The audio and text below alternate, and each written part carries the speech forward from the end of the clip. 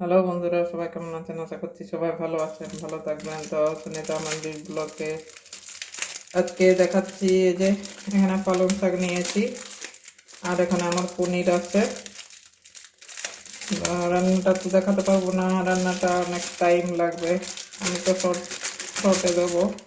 তো এই যে আমার এখানে পনির আছে, 100 গ্রাম পনির আছে, আর এই যে পালং শাকগুলো বেছে নিয়েছি। এবারে কেটে ধুয়ে রান্না করব।